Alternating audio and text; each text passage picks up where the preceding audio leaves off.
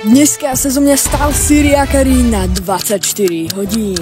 Zahral som si Bed Wars, no a to, čo sa dneska stalo, uvidíš v tomto videu.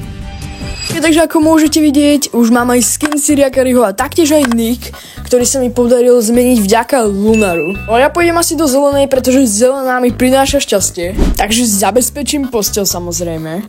No a určite idem po niekom rush, pretože nechcem poškodiť Jakaremu jeho Bed Wars meno.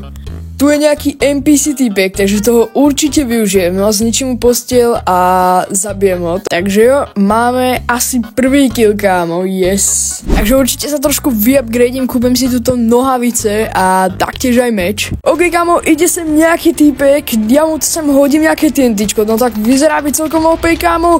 Let's go, šéfe, asi dole. Každopádne zatiaľ sa mi ako Syriakari darí, takže to som naozaj nadšený. A ak sa ti páči toto video, paď si tam odber, paď si tam like, nech máme čoskoro 1000 odberateľov. Keďže mám veľa ironov, tak si kúpim tohto golema. No a v tejto hre zostávam už iba ja a Yellow Team, takže idem na toho týpka z Yellow Teamu, ktorý je našťastie hneď vedľa mňa, takže mám výhodu. No a pošlem na ňo nejaký fireball, kámo. OK, netrafil som ma bohužiaľ, ešte mu sem jednu dám a spadol dole, poďme na to.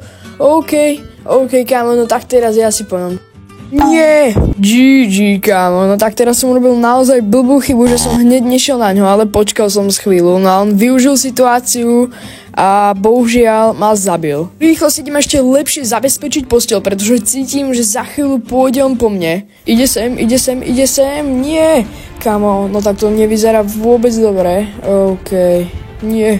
Ja sa ešte snažím nejako vyhnúť, možno mu dám nejaké kombo, OK, poď, nie!